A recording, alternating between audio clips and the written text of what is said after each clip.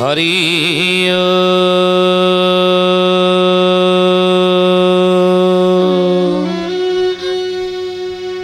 ओम भूर्भुवः स्वः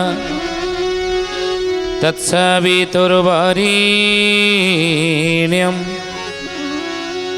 भर्गो देवस्य धीमहि धियो यो नः प्रचोदयात्।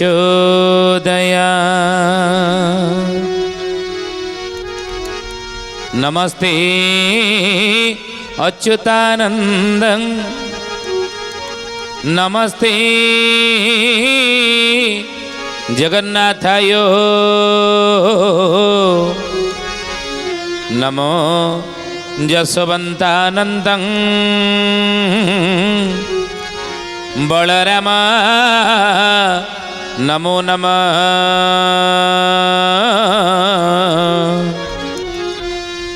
बलराम नमो नमः।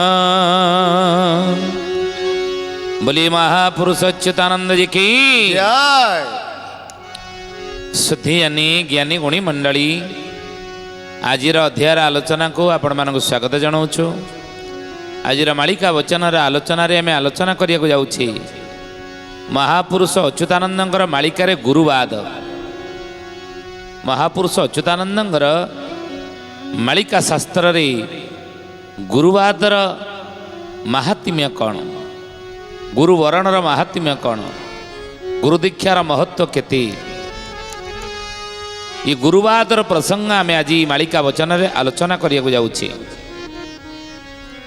महापुरुष अच्युतानंद 13 जन्म शरण रे ई गुरुवाद उपर गोटे पदटे लिखिचंती। कौन कहिचंती? देवता शांति होइलेटी शांति करि पारि थांती गुरु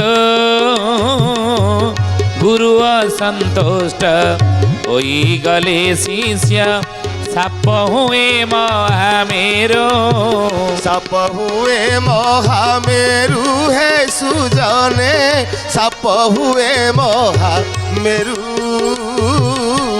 साप हुए महामेरु है सुजाने साप हुए महामेरु। देवता अशांति होइलेटी शांति करि पारि थांती गुरु।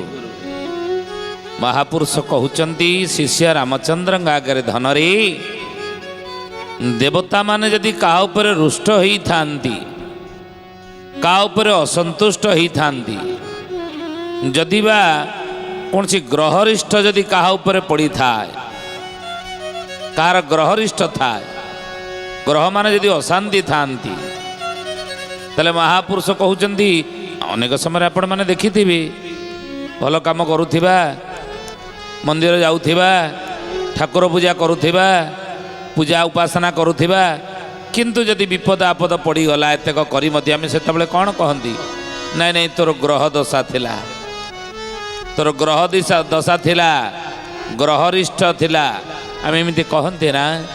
तेणु जदि देवता माने कहा ऊपर असंतुष्ट होई थांते ना ताको शांति अच्युतानंद कहउछन रामचंद्र रे ताको जणे ही शांति करि परिबे से जन की ना गुरु, गुरु ही शांति करि परिबे, संतुष्ट करि परिबे। आओ गुरु असंतुष्ट होई गले शिष्य साप हुई महामेरु। गुरु जदि का ऊपर असंतुष्ट होइथिबे तले महापुरुष कहउछन वज्रलिपि भविष्यति, ताको खंडन करिबा कहार साध्य मध्य नहीं, कहार साध्य नहीं। से गुरु असंतुष्ट जदि का ऊपर थिबे ताको खंडन करिबा, शांत करिबा। तो सेहिति पई श्वेताश्वेत उपनिषद रे कोन कहिले कले जस्य देवे परा भक्ति यथा देवे तथा गुरु दस्यते कथिता ह्याथा प्रकाशन्ते महात्मनः। अर्थात जहाँकर देवतांक प्रति जेपरी भक्ति रही ଯାହାଙ୍କର ଦେବତାଙ୍କ ପ୍ରତି ଯେପରି ଭକ୍ତି ରହିଛି,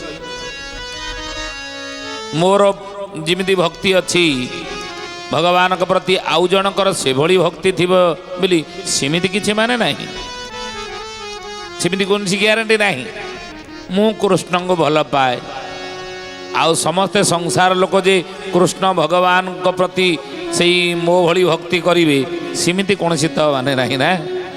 ଆଉ କାହାକୁ ଭଗବାନ ରାମ ଭଲ ଲାଗୁଥିବେ, ଆଉ କାହାର ହନୁମାନ ପ୍ରଭୁଙ୍କ ପ୍ରତି ଭକ୍ତି ଅଧିକା ଥିବ। ତେଣୁ ସେଇଭଳି ସମାନ ନାହିଁ, ସମସ୍ତଙ୍କର ଦେବତାଙ୍କ ପ୍ରତି ଭକ୍ତି ସମାନ ନୁହେଁ ସଂସାରରେ ଯେତେ ପ୍ରାଣୀ ଅଛନ୍ତି। ତେଣୁ ଯାହାଙ୍କର ଦେବତାଙ୍କ ପ୍ରତି ଯେପରି ବି ଭକ୍ତି ରହିଛି ସେ ଗୁରୁଙ୍କ ପ୍ରତି ମଧ୍ୟ ସେପରି ଭକ୍ତି ରହିଲେ ସେ ଗୁରୁ ଜ୍ଞାନର ସେ ଶିଷ୍ୟ ଅଧିକାରୀ ହୋଇପାରିବ। ଦେବତାଙ୍କ ପ୍ରତି ଯେପରି ଭକ୍ତି ରହିଛି, ଯାହାର ଯେପରି ଭକ୍ତି ରହିଛି ସେହିପରି ଭକ୍ତି ଯଦି ଗୁରୁଙ୍କ ପ୍ରତି ରହେ ତାହେଲେ ସେ କ'ଣ ହେବ ନା ସିଏ ସଦ୍ଗୁରୁଙ୍କର ଜ୍ଞାନର ଅଧିକାରୀ, ସେ ଶିଷ୍ୟ ହେଇପାରିବ ବୋଲି ମହାପୁରୁଷମାନେ ଶାସ୍ତ୍ରରେ ଲେଖିଛନ୍ତି। ନା ହେଲା ଶ୍ଵେତାଶ୍ଵେତ ଉପନିଷଦ। ଇଏ ହେଉଛି ଉପନିଷଦର ମତ, ଆମର ବ୍ୟକ୍ତିଗତ ମତ ନୁହେଁ। ଅଚ୍ୟୁତାନନ୍ଦ ମହାପୁରୁଷ ତଦନୁରୂପ କ'ଣ କହିଲେ ସେଇ ଅନୁସାରେ ସେ କ'ଣ କହିଛନ୍ତି। ମାଳିକାର ନାମ 13 ଜନ୍ମ ଶରଣ। କହିଲେ ଗୁରୁ ବିଦ୍ୟାହୀନ ଅଟନ୍ତି ନିର୍ଗୁଣା, କଳିରେ ଦୁର୍ଲଭ ସେହି, କଳିରେ ଦୁର୍ଲଭ ସେହି ହେ ସୁଜନେ କହିଲେ ଦୁର୍ଲଭ ସେହି। ଈଶ୍ୱର ଜ୍ଞାନରେ ଗୁରୁଙ୍କୁ ସେବିଲେ ଦିବ୍ୟ କୈବଲ୍ୟ ମିଳାଇ। ଶୁଣ ସୁଜନେ ଗୁଣୀ ବେଳ କାଳ ଆସିଲାଣି ହେ, ଶୁଣ ସୁଜନେ ଗୁଣୀ।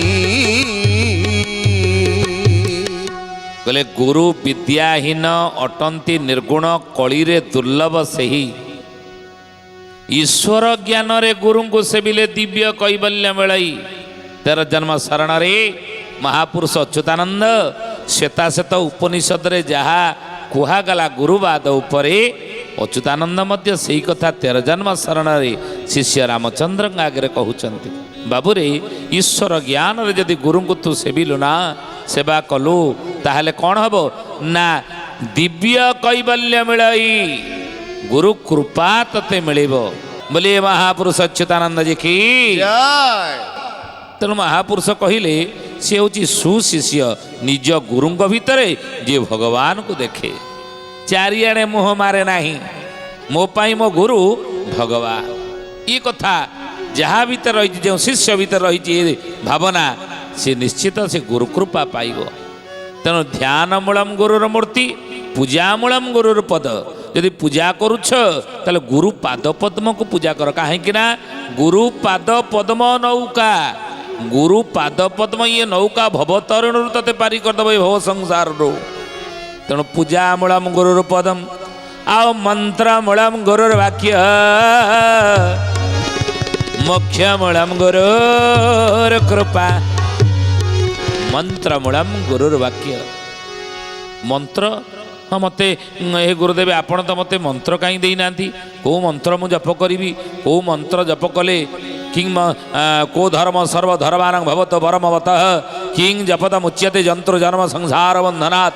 ଏ ସଂସାର ବନ୍ଧନରୁ ଉଦ୍ଧାର ପାଇବା ପାଇଁ ହେ ଗୁରୁଦେବ ମୋତେ ଆପଣ କିଛି ମନ୍ତ୍ର ଦିଅନ୍ତୁ, ମନ୍ତ୍ର ମୋର ଦରକାର, କି ମନ୍ତ୍ର ଦିଅନ୍ତୁ। ଗୁରୁଦତ୍ତ ମନ୍ତ୍ର ଆପଣ ମୋତେ ପ୍ରଦାନ କରିବେ ନା। ଗୁରୁଦେବ କହିଲେ ବାବୁରେ, ମନ୍ତ୍ର ମୂଳମ୍ ଗୁରୁର ବାକ୍ୟ। ମୁଁ ଯାହା ତତେ କହୁଛି, ଯେଉଁ ଉପଦେଶ ଦେଉଛି, ଯେଉଁ ନୀତି ଶିକ୍ଷା ଦେଉଛି, ସକାଳୁ ବିଛଣାରୁ ଉଠିବା ଠାରୁ ରାତିରେ ବିଛଣାକୁ ଯିବା ପର୍ଯ୍ୟନ୍ତ, ଶୋଇବା ପର୍ଯ୍ୟନ୍ତ ଯାହା ଯାହା ନୀତି ନିୟମ ତତେ ମୁଁ ବତଉଛି, ତାକୁ ତୁ ମନ୍ତ୍ର ବୋଲି ଭାବେ। ମନ୍ତ୍ର ମୂଳମ୍ ଗୁରୁର ବାକ୍ୟ, ଯାହା ମୋ ପାଟିରୁ ବାହାରିଲା ତୋ ପାଇଁ ତାକୁ ମନ୍ତ୍ରବତ ଜ୍ଞାନ କର। ଆଉ ଇଏ ତିନିଟା ଧାରଣାରେ ଯଦି ତୁ ଥିବୁ, ଏଇ ତିନିଟା କଥା ଯଦି ତୁ ମାନିବୁ, ଏଇ ତିନିଟାର ନୀତି ନିୟମ ଯଦି ପାଳନ କରିବୁ, ତାହେଲେ ଗୁରୁ କୃପା କିଛି ମିଳିବ। ମୋକ୍ଷ ଯାହା କହନ୍ତି, ମୋକ୍ଷ ବୋଲି ମୁକ୍ତି ବୋଲି ଯେଉଁ ଶବ୍ଦ ସବୁ ଅଛି ନା, ଇଏ ମୋକ୍ଷ ମୁକ୍ତି ସେତେବେଳେ ମିଳିବ ଯେତେବେଳେ କୌଣସି ଶିଷ୍ୟ ଉପରେ ଗୁରୁ କୃପା ହେଇଥିବ। ଯଦି ଗୁରୁ କୃପା ନାହିଁ ଖାଲି ଗୁରୁ ଦୀକ୍ଷା ନେଇଗଲେ ହେବ ନାହିଁ। ଗୁରୁ କୃପା ମିଳିବା ଦରକାର। ଗୁରୁ ଦୀକ୍ଷା ତ ଅନେକର ଅଛନ୍ତି, ଅନେକ ଗୁରୁ ଦୀକ୍ଷା ନେଉଛନ୍ତି, ଅନେକ ଗୁରୁ ଅଛନ୍ତି। ମହାପୁରୁଷ ଲେଖି ନାହାନ୍ତି ମାଳିକା ଶାସ୍ତ୍ରରେ, କହିଲେ ଗୁରୁ ହେଉଥିବେ ପଣ ପଣ, ଗୁରୁ ହେଉଥିବେ ପଣ ପଣ, ଏ ଗୁରୁ ହେଉଥିବେ ପଣ ପଣ, ଗୁରୁ ହେଉଥିବେ ପଣ ପଣ, ଏ ଶିଷ୍ୟ ପୁଣି ନାହିଁ ଏକ ଜଣ। ଶିଷ୍ୟ ପୁଣି ନାହିଁ ଏକ ଜଣ। ରାମଚନ୍ଦ୍ରରେ କଳି ଯୁଗରେ ତୁମେ ଦେଖିବ ଗୁରୁ ହେଉଥିବେ ପଣ ପଣ କିନ୍ତୁ ଶିଷ୍ୟ ନାହିଁ ପୁଣି ଏକ ଜଣ। ଗୁରୁ ପଣ ପଣ ହେଉଥିବେ କିନ୍ତୁ ସୁଶିଷ୍ୟ ଜଣେ ହେଲେ ସହଜେ କଳି ଯୁଗରେ ତୁମେ ପାଇବ ନାହିଁ। ତେଣୁ ହେ ଜ୍ଞାନୀ ଗୁଣୀ ମଣ୍ଡଳୀ ସୁଧୀଜାନି, ଅନେକ ଗୁରୁ ଅଛନ୍ତି, ଅନେକ ଦୀକ୍ଷାରେ ମଧ୍ୟ ଆମେ ଦୀକ୍ଷିତ ହେଇଛେ, କିନ୍ତୁ ନା ଗୁରୁ କୃପା ଯେ ପର୍ଯ୍ୟନ୍ତ ମିଳିନାହିଁ ମୋକ୍ଷ ଶିଷ୍ୟ ପାଇପାରିବ ନାହିଁ। ଅଚ୍ୟୁତାନନ୍ଦ ସେଇଥିପାଇଁ ମାଳିକାରେ ଲେଖିଲେ, ଗୁରୁ ବିଦ୍ୟାହୀନ ଅଟନ୍ତି ନିର୍ଗୁଣ, କଳିରେ ଦୁର୍ଲଭ ସେହି। ଆଉ ଈଶ୍ୱର ଜ୍ଞାନରେ ଗୁରୁଙ୍କୁ ସେବିଲେ ଦିବ୍ୟ କୈବଲ୍ୟ ମିଳଇ। ଈଶ୍ୱର ଜ୍ଞାନରେ ତାଙ୍କୁ ତୁମେ ମାନିବା ଦରକାର। କାହିଁକି ଈଶ୍ୱର ଜ୍ଞାନ କରିବା? ନା ଗୁରୁ ବା ଭଗବାନଙ୍କ ଠାରୁ ବଡ଼। ଭଗବାନଙ୍କ ଠାରୁ ଗୁରୁଙ୍କର ସ୍ଥାନ ଆହୁରି ଉର୍ଦ୍ଧ୍ୱରେ। ସେଇଥିପାଇଁ କହିନାହାନ୍ତି କବିର ତାଙ୍କ ଦୋହାରେ, ଗୁରୁ ଗୋବିନ୍ଦିଦ नो खड़े काके लागो पाए, गुरु गोविंदी दो नो खड़े काके लागो पाए। बलिहारी गुरु आपने गोविंद दियो बताए, कबीरा गोविंद दियो बताए। गुरु गोविंद दोनों खड़े काको लागू पाए। कबीर तक दोहारे कहले कथा। संत कबीर जो संत कबीर मला परे हिंदू मुसलमान का भितरे दंगा आरंभ हो गला। संत कबीर जो मरीगला ना, हे ज्ञानी गुणी मंडली, तांकर मृत शरीर पड़ी थाए। मुसलमान भाई मैंने आसी कहले कहले नाई नाई देखंतु ये आमर पथ प्रदर्शक थिले, आमको पथ प्रदर्शन करथिले, तेणु तांको उपरे तांको मर शरीर उपरे आमर ही एकमात्र अधिकार रही। आमे तांको मर शर को नेकी खबर दे देबु। हिंदू भाई मैंने आमर थिले, से कहले नाई नाई नाई नाई, से कबीर मर शर उपरे आमर अधिकार रही। से आमर मार्गदर्शक थिले, से आमर पथ प्रदर्शक थिले। तांको मृत शरीर को नेकी आमे दाह संस्कार करिबु ना? नाई नाई, सी आमर थे। तुम कौन कह तुम ना? सी आम मस्जिद पर जाऊे, प्रतिदिन आम मस्जिद जाकि नमाज पढ़ुले मुसलमान भाई मैंने कहले। तेणु मर सी शरीर पर आमर अधिकार रही। हिंदू भाई मैंने कहले आम मंदिर जाकि सी प्रतिदिन पूजा अर्चना करुले, प्रतिदिन आराधना भजन जनान कीर्तन करुले। मर सी शरीर पर आमर अधिकार रही। यही जो हिंदू मुसलमान भितर दंगा आरंभ हो गला, कबीर मोर शरीर पड़ता। हे ज्ञानी गुणी मंडली, धड़ा चादर ती घोड़ा होता, फूल उपर सजा होता, मृत शरीर उपरे दलकाए पवन आसला। से दलकाए पवन रे मृत शरीर ऊपर से धड़ा चादर उड़ी चलीगला। सेठी देखला बेलू हिंदू भाई माने मुसलमान भाई माने देखले, जे अनुगामी माने देखले जे से कबीर मोर शरीर आउ नाही, से मरसर शून्य हो जाइछि। से जगार थोड़े फूल गधा है। तेणु हिंदू भाई माने किसी फूल नहीं गले, तादर अधे फूल आ नहीं संस्कार करदे। मुसलमान भाई माने किसी फूल तादर थोड़े नहीं गले, से नहीं कबर देदेले। संत कबीर आई कबीर कहते गुरुवाद उपरे, गुरुवाद उपरे से संत कबीर कौन मत देले ना? कहले गुरु गोविंद न खड़े काकू लागू पाए, बलिहारी गुरु आपने गोविंद दियो बताए। गुरु आ गोविंद ये दी जन जदि सामने हठात कि आसी पहुँची गले, आम अच्छे घरे अच्छे प्रातः काल प्रतिदिन भगवान को आराधना करुचे, गुरु को पूजा करुचे, अनुशासन पालन करुचे, गुरुदत्त मंत्र को जप करुचे। हठात कि दिने भोर गुरु एवं गोविंद द्वार सामने आसिक छिड़ा हो। तेणु ये शिष्य देख गुरु मो सामने छिड़ा होती, गोविंद मध्य छिड़ा होती, भगवान छिड़ा होती। सी प्रथमे क्या प्रणाम करें? गुरु को मु आश्रय करी गुरु मार्ग में जाई मु गोविंद को पाइली, भगवान मत मिलगले। तेणु गुरु माध्यम मु गोविंद को पाइली तेणु सी भाव गुरु ठारू भगवान बड़ कहीं से बाट देखले भगवान को पाइबापी गुरु तेणु मु भगवान को पाई भगवान मत मिलगले जाऊँ भगवान को प्रणाम करी आगे आगे गोविंद को प्रणाम करी ना कबीर कहते ना ताले आगे क्या प्रणाम करिवो क्या सम्मानित करिवो ना गुरु को सुशिष्य सीए गुरु गोविंद सामने छिड़ा होते प्रथम कबीर कहते बलि गुरु गोविंद दोनों खड़े काकू लागू पाए बलिहारी गुरु आपने गोविंद दियो बताए गुरु को प्रथम प्रणाम करियो कहीं ना सी गोविंद को पर्यंत पहुँचवार सी बाट आमको देखी सी हूँ प्रथम बोलिए महापुरुष अच्युतानंद जी की सुधीयने ज्ञानी गुणीमंडली कहीं गोविंद को आम प्रणाम करवा कहीं गुरु ठारू कहीं गुरु को आम प्रणाम करवा गुरु को प्रथम सम्मानित करवा ना गुरु स्थान गोविंद ठारू मध्य आहुरी ऊर्धरे कहीं ना महापुरुष कहते गुरुरे को जगत सर्व ब्रह्मा विष्णु शिवात्मकम गुरुर परतरं नास्ति